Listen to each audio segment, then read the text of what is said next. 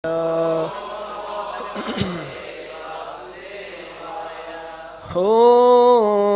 नमो भगवते वासुदेवाय।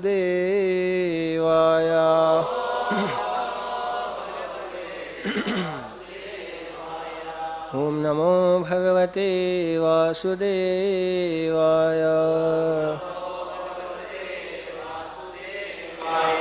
नारायणं नमस्कृत्यं नरं चैव नरोत्तमं देवीं सरस्वतीं व्यासं ततो जयमुदीरयेत्। नष्टप्रायेषु भद्रेषु नित्यं भागवत सेवया भगवती उत्तमा श्लोके भक्तिर्भवति नैष्टकी। कृष्णाय वासुदेवाय देवकी नंदनाय च नंदगोपकुमाराय गोविंदाय नमो नमः।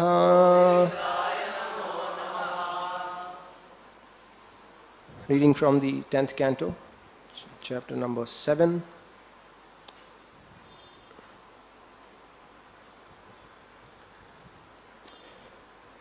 Text number 33. दृष्ट्वाद्भुतानि बहुषु नन्दगोपो बृहद्वने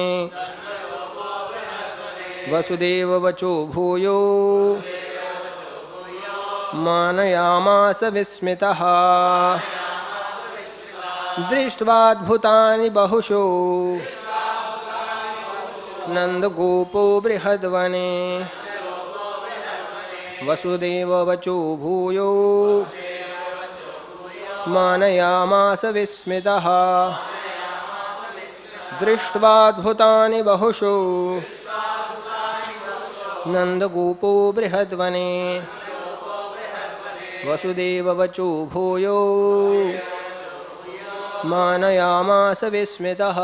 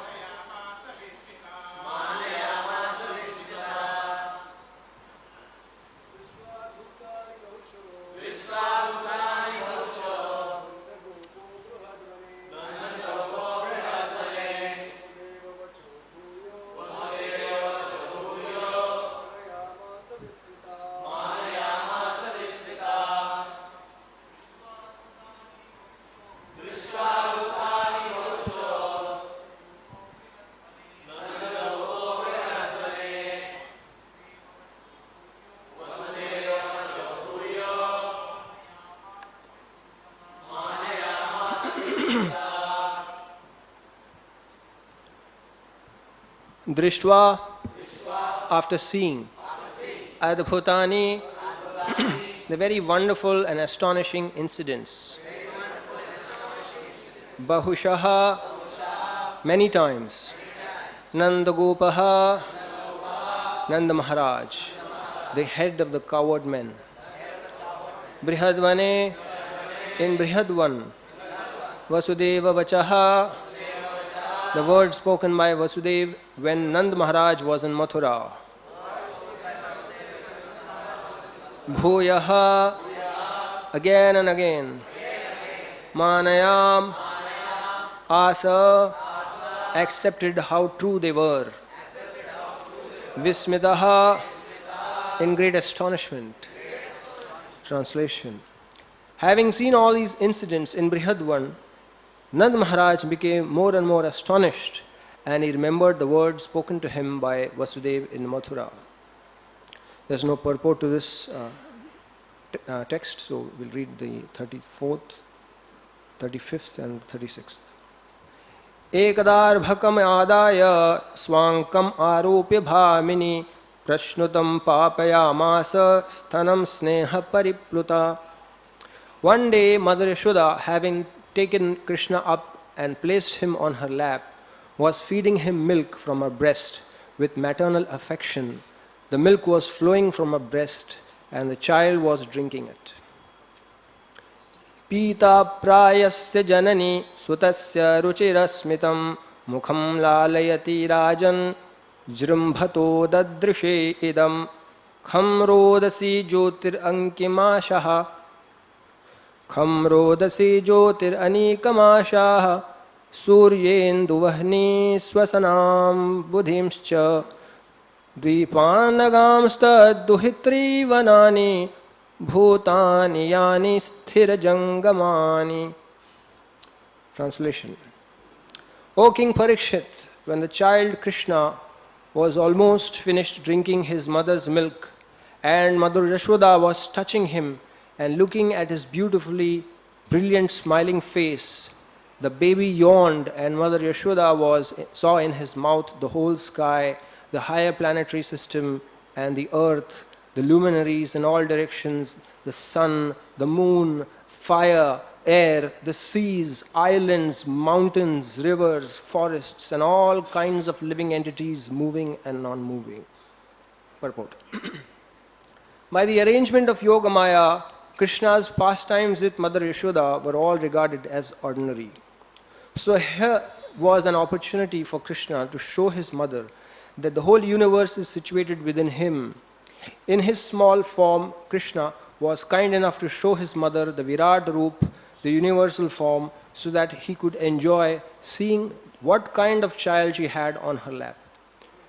The rivers have been mentioned here as the daughters of the mountains, Nagam Stad Duhitrihi.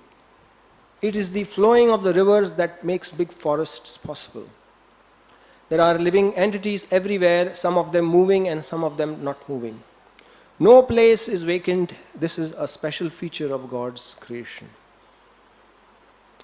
Om Ajnanitimirandasya Jnananjanashalakaya Chakshurunmilita Mena Tasmai Shri Gurave Namaha Shri Chaitanya Manobhishtam Sthapitam Yena Bhutale Swayam Rupakada Mahyam Tadatti Swapadantikam Vandeham Shri Guru Shri Vadapadakamlam Shri Gurun Vaishnavamsya Shri Rupam Sagarajatam Sahagana Raghunathanvitam Tam Sajivam Sadvaitam Savadhutam Parijana Sahitam Krishna Chaitanya Devam Shri Radha Krishna Padan Sahagana Lalita Shri Vishakhanvitamscha He Krishna Karuna Sindhu Dina Bandhu Jagatpadi Gopesha Gopika Kanta Radha Kanta Namostude Tapta Kanchana Gaurangi Radhe Vrindavaneshwari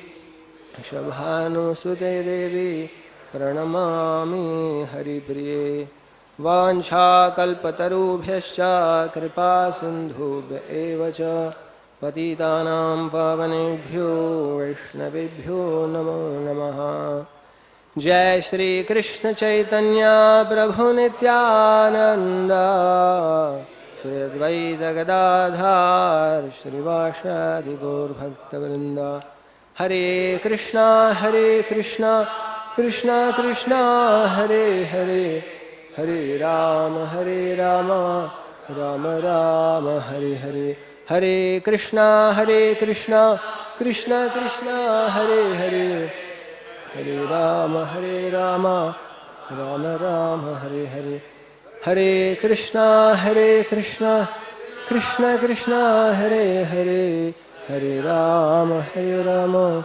Rama Hare Hare. Hare Krishna.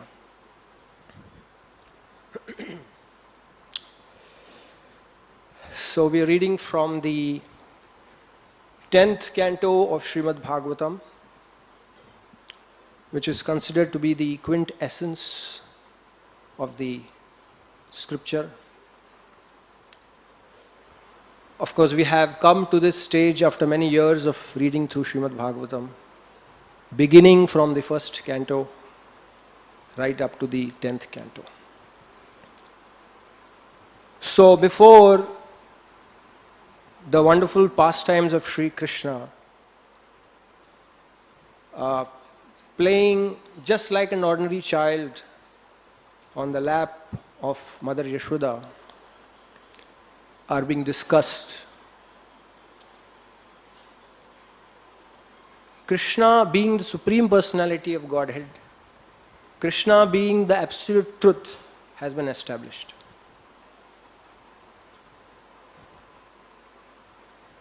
What is dharma? What is religion? Or for that matter, dharma, which is translated as religion in English. And Prabhupada very wonderfully explains that dharma means that nature which cannot be separated from the element. Or in other words, we can say the property. Like for example, we have in science, we studied so many elements, Mendeleev's periodic table, and lithium, beryllium, carbon, nitrogen, oxygen, fluorine, and all these things. And every element had a property. So you cannot separate the property from the element, or the element changes. So dharma means the property of the soul, which Prabhupada says and explains, as the Shastras explain, is to love and to serve. And this fact cannot be changed. Irrespective of which country we are from, or which language we speak, what is our age, no matter what, the soul's property is to love and to serve. That is the foundation of dharma. So whom are we going to love, whom are we going to serve, is what the Shastra says will help in ensuring that the soul will seek out, accomplish, and achieve the goal of his existence, which is happiness. And therefore, dharma, religion, which is translated in English actually, which means to love and serve the supreme truth. Satya, truth. And therefore, if the soul deviates from the principle, or if the philosophies in life, or everything that a person does in life is not based on this principle of Satya, of truth, God, then whatever he does in life will be useless. It will not yield him any happiness, it will not yield him any satisfaction. And the supreme truth is Krishna. And therefore Bhagavatam begins with that.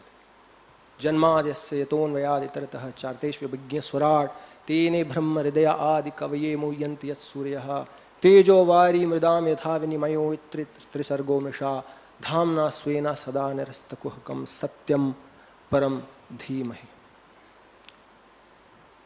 That Krishna is the supreme truth. When Krishna is appearing from the womb of Devaki, the gods appear and offer the praise. Satyavratam satyaparam trisatyam satyasya yonim nihitam cha satyam satyasya satyam rita satyanetram satyatmakam tvam sharanam prapannaha. That you are the truth. And therefore, having established that the Supreme Personality of Godhead is Sri Krishna, the Bhagavatam then goes on to explain that how the wonderful residents of Vrindavan are having the wonderful privilege and the facility to love, care, and serve the Supreme Personality, the Supreme Truth in Vrindavan. So that is the essence. Therefore, in one of my one of the programs in Vashi, one person, he attended the program, and he was at the end of the program, he comes to me And he says, I want to ask you one question. He said, how come you don't live, outside and you don't do all these things? So I said, no, I'm not the only one. There are so many who are living like, oh, really? Wow, it's quite amazing.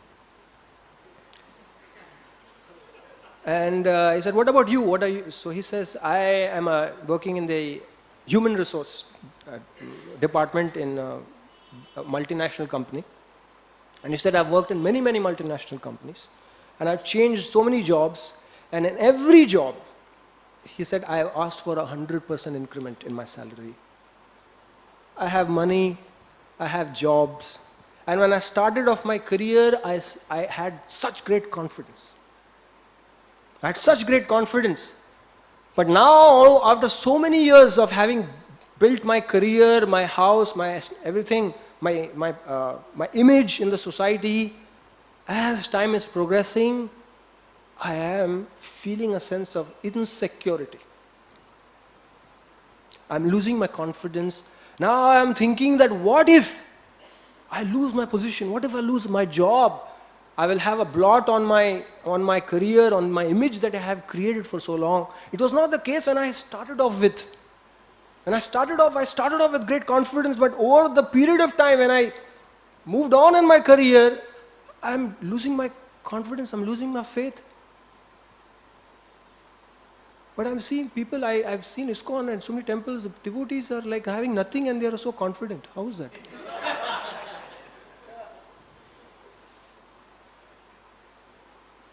So see, why that happens is because when life is based on asatya, if your life is based on a tottering platform, that's where everything collapses. As Jesus has said, don't build your house on sand, build your house on rock, where there is some possibility for the building to last. And today every modern setup is based on the body. Do everything for the body and earn money and feed the body, clothe the body, sleep, mate, defend, that's all. Everything is based on the body. And therefore, when something happens to these things, they don't have anything, any truth to fall down on or take support of. And therefore, people end up frustrated, feeling meaningless in life. So that is the fundamental principle. So why should one fear if one has based his life on truth? And that's what Krishna says in the Gita, Brahmani adhaya karmani sangam tyakva karoti saha. So Krishna says that offer all the fruits of your action to Krishna. And that way you will be happy. Padbabat patram ivambasa. While you're acting in this world, you can live untouched by the world by simply doing your work for Krishna, offering the fruits of your work to Krishna. That way one can actually establish oneself on the platform of true happiness and true principles and the strong foundation of life. And therefore, dharma can be translated not just as a faith, but actually as happiness. Because ultimately, if one's life is based on asatya, then what one ends up with in the end is frustration, emptiness. And therefore, dharma should be also spoken as happiness, bliss. Is it not? Because generally when people think of dharma, people feel, oh no, upavas, difficult, giving up, tyag, all these things. But actually dharma means happiness. Because that's our nature. That is how the Shastras establishes it. And therefore, the more we live according to these foundational principles, base our life on surrendering all our activities to Krishna, there's nothing to fear. And as you progress, there's more and more confidence. There's more and more stability. So, with that, we can see that how Krishna is the absolute truth, and these pastimes of Krishna, the Supreme Lord, has been described. So this is Braj Leela. Krishna in Vrindavan. Krishna at his best, Supreme Personality at his best. The most intimate relationship of the Supreme Lord with his devotees. And here we can see that Mother Yashoda is breastfeeding Krishna, and she's looking into the mouth of Krishna, and she sees the whole universe in the mouth of Krishna. She sees the sun, the planets, the moon, the valleys, the mountains. Quite amazing. It's like a webcam. It's like a transcendental webcam, where Mother Yashoda is peeping into the mouth and she can see the whole universe, where there is no need for any cameras to be switched on. Automatically sitting in one place, she's able to see the whole universe. Whole universe is contained within the Supreme Personality of Godhead, and Krishna is sitting on the lap of Mother Yashoda. So that is the wonderful Aishwarya which Krishna is actually manifesting. So Krishna is amongst the very sweet pastimes of Krishna. Krishna tosses in a little bit of Aishwarya, to show that how he is supreme. And even though we see that Krishna is supreme, and it has been spoken by Gargacharya when Gargacharya comes to Vrindavan, and Gargacharya has spelt out that this child, during the naming ceremony, Gargacharya tells Yashoda, tells Nanda Maharaj, that this boy of yours has incarnated previously in Satya, Treta, Dwapar and Kali Yuga as in different incarnations. He's as good as Narayan. In different colors he has incarnated. He is Supreme Personality of Godhead. Even though all these things have been spoken, still Mother Yashoda, out of her love and affection for Krishna, is not able to realize that how he is supreme. Because his pastimes are so sweet that she gets into the illusion of Yoga Maya. And that is Vrindavan. And the Acharya has explained that just like Krishna's activities were just like ordinary human child. When Mother Yashoda would look into the mouth of Krishna, she would look at the small growing teeth of Krishna, and she would think that though they are the milk droplets in Krishna's mouth. And looking at Krishna's lotus face, she would get so much intoxicated. The Brajbasis would tell Krishna, Krishna, you want butter? So the Krishna would look at them and say, yes, I want. So then please dance for us. And then Krishna would dance. And he would make all these gestures, and he would shake his waist and twirl around. And I mean, we find children very cute. Children basically are sweet. But when the Supreme Personality of Godhead behaves like a child, that is the height of sweetness. Is it not? When Brahma goes to, it is explained that when Brahma and all the gods, 33 crore gods, go to the Golok Vrindavan, at that time they see the beauty of Lord Shri Krishna in Vrindavan, and even Brahma and the 33 crore gods looking at the beauty of Shri Krishna, they express their heart saying that please let us be born in Vrindavan so that we can associate with you in the mood of the gopis. The Garga Samhita explains that. The beauty of Krishna. Ghana prabham pad badalayute kshanam pralamba bahum bahupita vasasam vrindavanonmatta milinda shabder virajitam Shri Vanamalaya Harim. That his color is like the monsoon rain cloud. Darkish. When Prabhupada was preaching in the West, somewhere in Africa, the Africans were saying, Prabhupada, it's very nice to hear that Krishna is black like us. It's very nice. Probably they thought Krishna is not from Vrindavan, he is from Africa. Because we are black and Krishna is also black, so certainly, probably somewhere in Europe, the Europeans will be thinking that Radharani, she cannot be from Vrindavan, because how can anybody be white in Vrindavan? They're not white. So therefore she must be from Europe, because she's white. But then Prabhupada explained that it's not that his color is black like you, his color is transcendental. In this world, black may not be beautiful, black may be beautiful, but that's for sure that Krishna's beauty is transcendental. So that beauty has been described. Ghana prabham padmatalayutekshanam pralamba bahum bahupita vasasam. He wears a yellow garment, yellow dhoti. Vrindavanonmat milinda shabde virajitam Shri Vanamalaya Hari. Kani kala kankana nupura dyutim lasan manohari mahujjvala smitam. Shri Vatsa Ratnottama Kuntala Shriyam. So it is explained that how the Lord's belt, Kani Kala, Kankana, and his ankle bells, Nupura, Dyutim, and his smile, Lasan Manohari Mahojjvala Smitam, it's very, very pleasing.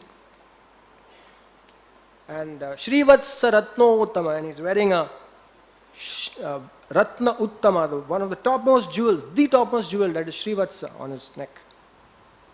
Shri Vatsa Ratnottama Uttama Kirit Harangada Kundala Tusham. And he's having a wonderful crown on his head. He's having a wonderful har. And the bumblebees are hovering around his beautiful garland. So that is the beauty of Shri Krishna. Unmatched beauty that even the great gods have a desire to experience the beauty and reciprocate with him in Vrindavan.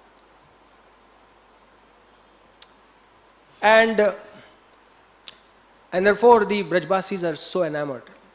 And he's dancing, such beauty personified, not beauty personified, he's beauty personified. He's not even incarnation actually. So the gopis tell Krishna that, Krishna, where is your hands? Krishna points out to his hands. Where is your leg? These are my legs. Where is your teeth? And then he bows down in embarrassment because he doesn't have any teeth. And he looks down and says, I'm sorry, I don't have any teeth yet. So these are the sweet pastimes. So, hearing these pastimes, which are like very, very ordinary, apparently so ordinary, but the charm is when you know that he is the Supreme Personality of Godhead at the same time. Once Krishna, he goes to the gopi and he says, please give me some butter. So the gopi was making the cow dung cakes. So, Krishna, please don't disturb us.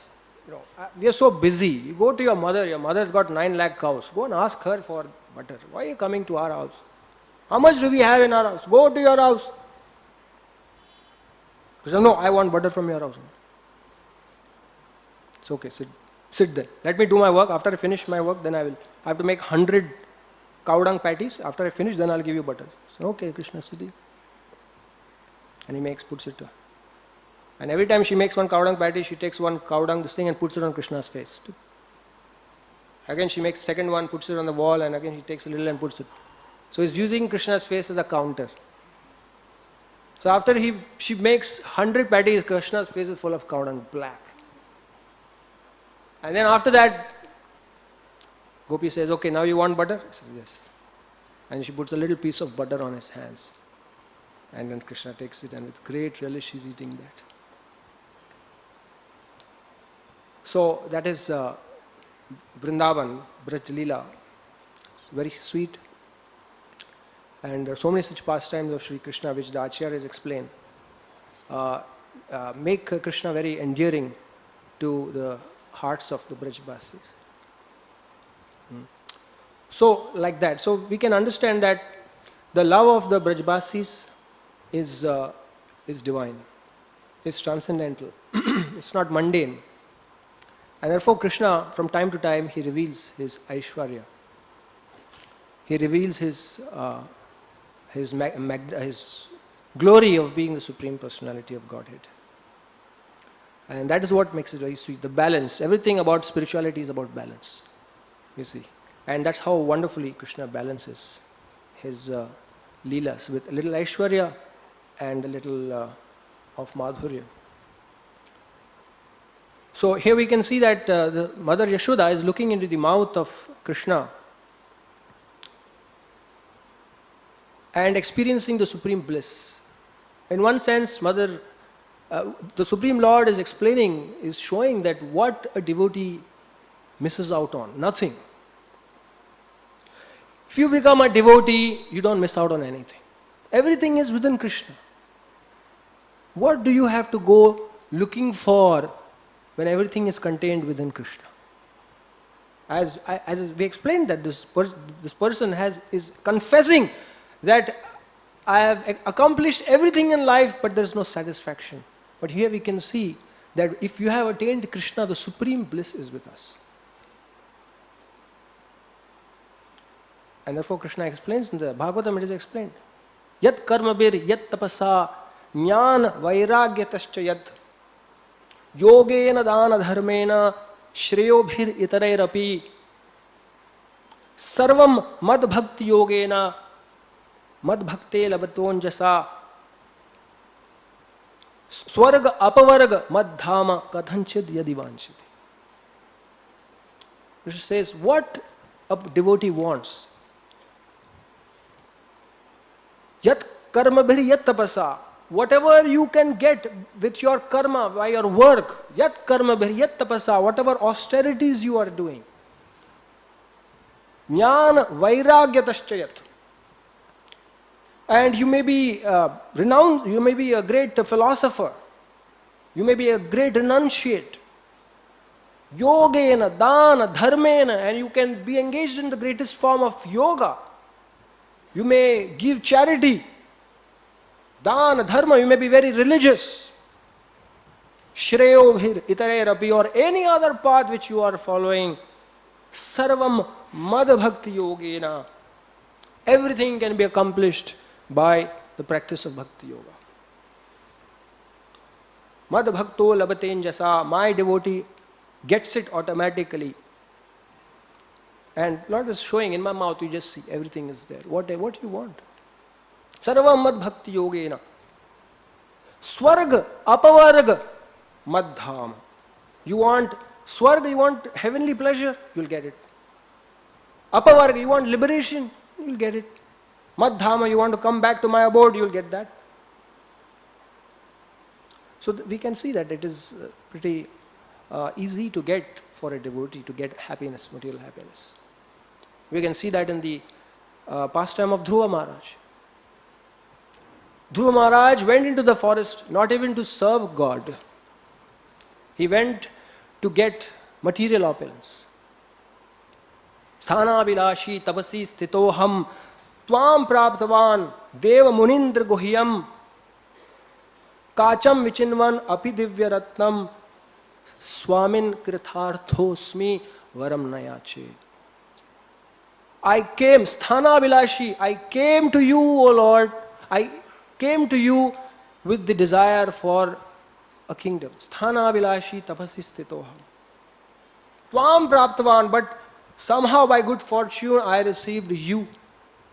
Deva Munindra Guhyam, who's difficult to attain even by the great rishis. And the Munis. Kacham vichinvan, I came for broken pieces of glass, some material things, but I have achieved a great jewel. Swamin kritharthosmi, now I am completely satisfied. I don't want anything else. But still the Lord gave him, okay, no problem. What do you want? I ask. I know that you want a kingdom, so be it. So take it. And he was benedicted. He became the richest man in the universe. In fact, if somebody asks who's the richest man in the universe, one must not say anybody else, but actually Dhruva Maharaj, because his planet is more opulent than even Brahma's. That was the opulence. of Dhruva Maharaj. And the Lord asked, what do you want, Dhruva? Please ask something. I don't want anything. And if you want to really give me, then what you should give me? He's asking. Bhaktim muhu pravahatam tvai me prasango bhuyad ananta mahatam amala shayanam yena jasol banamuruvyasanam bhavabdhim neshe bhavat gunakathamridapanamatah. All I want is bhaktim muhu pravahatam tvai me prasango. All I want is to be in the association of your devotees. All I want is to hear constantly the glories of your wonderful activities.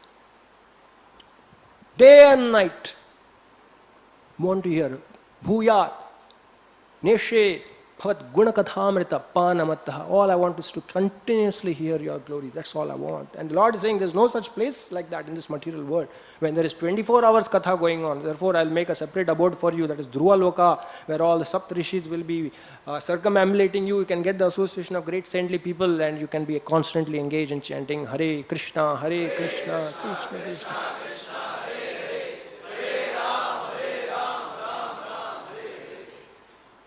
He attained material opulence, he attained the spiritual abode of Vishnu, he attained constant satsanga. So this is the sweetness of Lord Shri Krishna's bhakti. He attained mukti, Dhruva Maharaj. For many millions of years that he was, thousands of years that he was ruling the kingdom, he at the end of his tenure, when he had to actually die, at that time, death personified, he saw death personified. He said, who are you? He said, I'm death, come. But I'm trying to get you, but wherever I come, I see the Sudarshan Chakra protecting you. I cannot. So please do me a favor, it is only through me that any soul of this world can pass on and go to the next world. That's my duty. Help me perform my duty. So Dhruva Maharaj, he sees the transcendental spaceship, the Vaikuntha Viman appear in front of him, and it is a prakrita, it is transcendental, therefore it is not able to touch the ground, which is prakrita, and therefore it is suspended in the air. And Dhruva Maharaj is seeing, how can I climb it? So he says, oh death personified, bow down, I want to step on you, I will use you as a ladder so that I can go to the spiritual world. And that way even your purpose will be fulfilled. So step down. So death personified is bowing down in front of a devotee, when actually in this world we see that everybody bows down in front of death. Nobody can escape death. Only through devotional service, through service of the Supreme Personality, Dhruva accomplished. Somebody was saying that once Yamadutas came into a man's house, and he opened the door and he says, we have come to take you, your time has come, it's time to die. He says, but I've not finished my family, my business, everything is incomplete yet, I've got a lot of things to do. Nothing doing, see this. And then he takes the slip and he sees his name is there on the list. I said, please come, please, at least before you do your work, let me get an opportunity to serve you. And then they come and they sit and says, please have some water, have some milk, hot milk, you're working so hard. And what he does, he puts some sleeping tablets in the milk.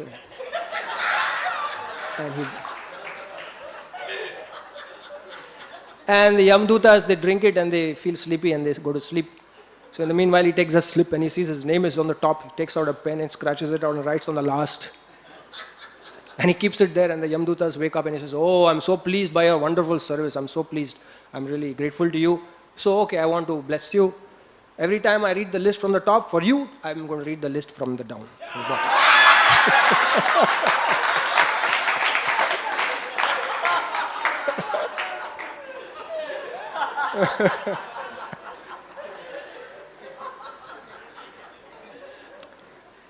So nobody can escape death. That's a folklore. Yes. It's from the Kali Puran. Sorry for putting that in, but But here we can see Dhruva Maharaj. So we can see the death is same. Death is, Prabhupada explains, like a mouth of a cat. When she carries a kitten, she just very lovingly, she takes the kitten, takes it out of the, a place and puts her back into the home. And the same mouth, when it catches a rat, it becomes very ferocious.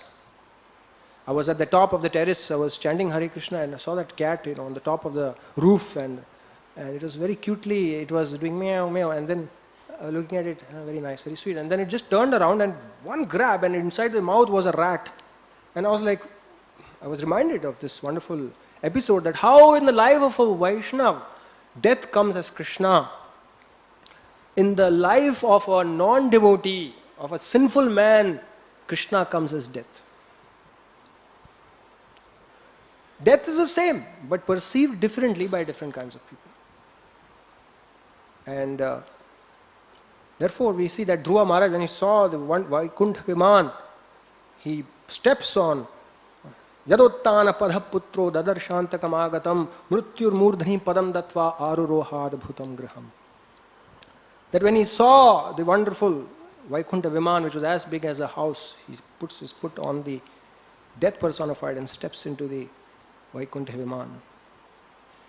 So that is the glory of a Vaishnava. And we can see that the Vrajbasis are having all the facilities of happiness, all opulences, simply by service to God, to Krishna. And that is the essence. And therefore, service to Krishna is the supreme. And therefore one has to chant Hare Krishna. So Krishna, we can see that Mother Yashoda is looking into the mouth of Krishna. And she's seeing the whole world. And we have the privilege of having Krishna within our mouths when we chant Hare Krishna. Because Krishna is in his name, it's not different.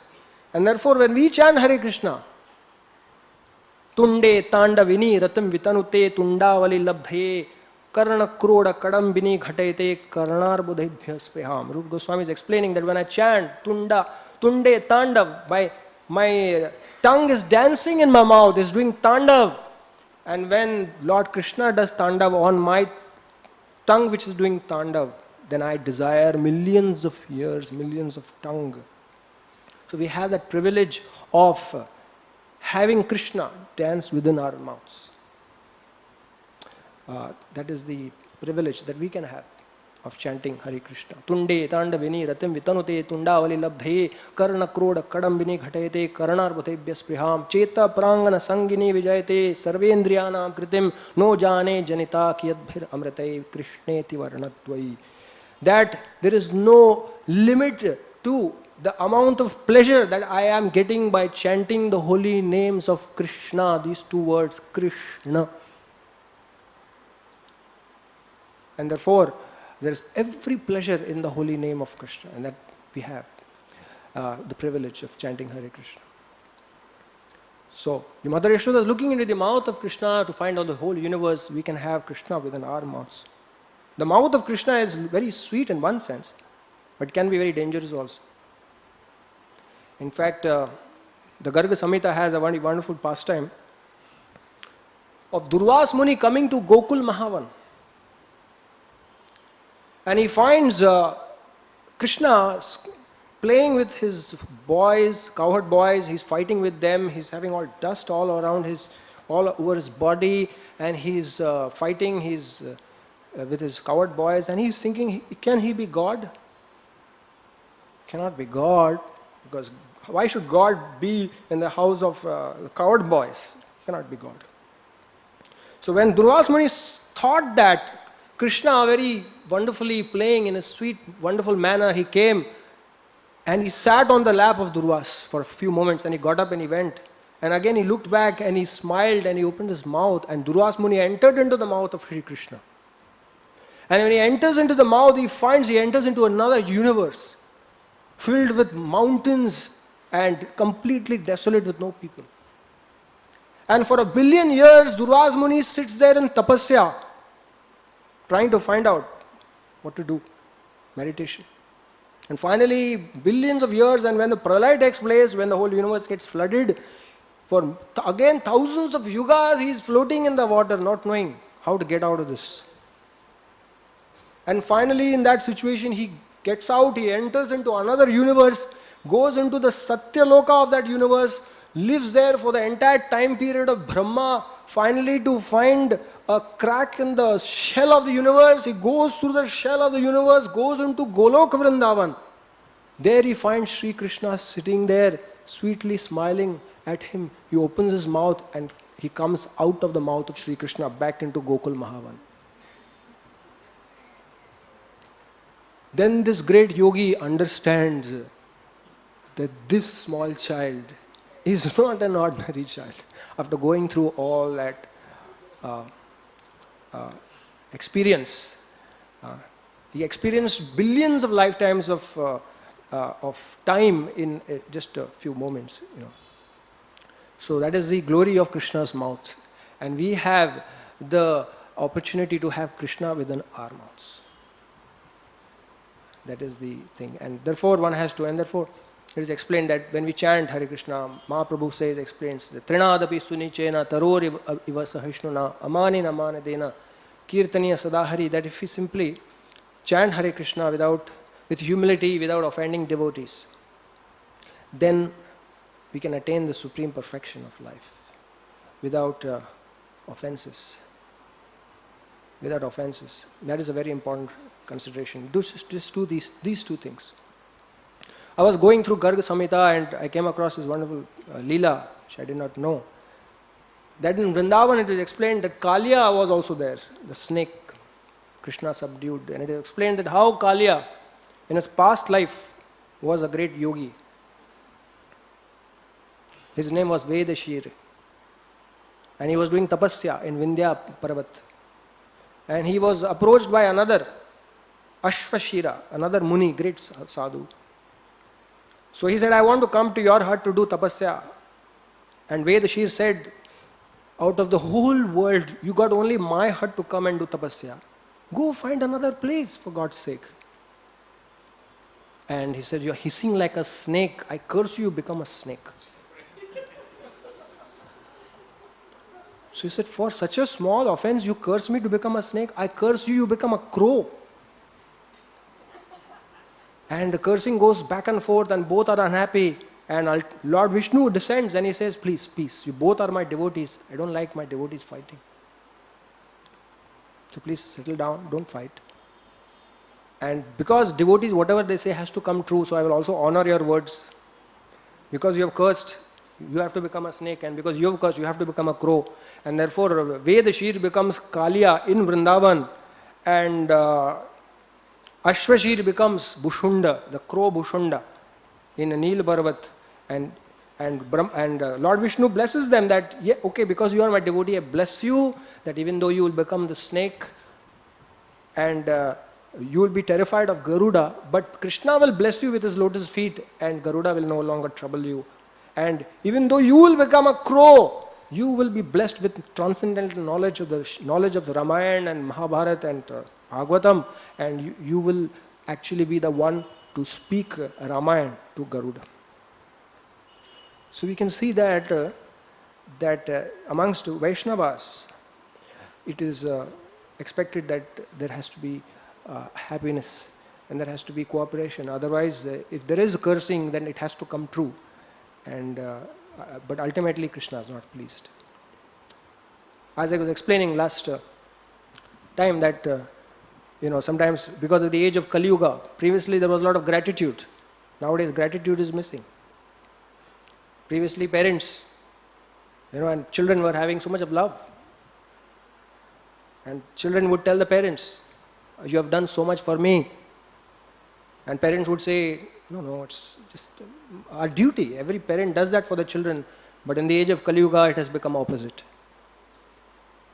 Parents are saying, I've done so much for you, and children are saying, so what?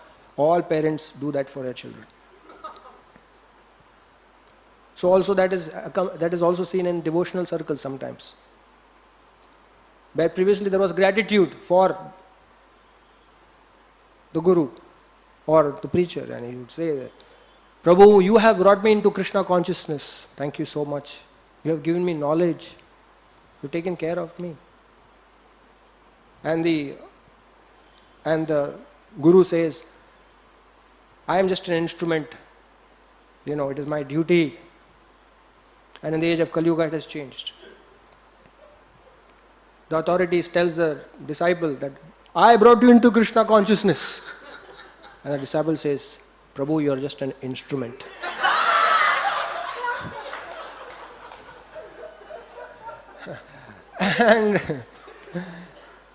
But I guided you, I gave you knowledge. Prabhu, that's your duty as a counselor. Otherwise, why are you the counselor?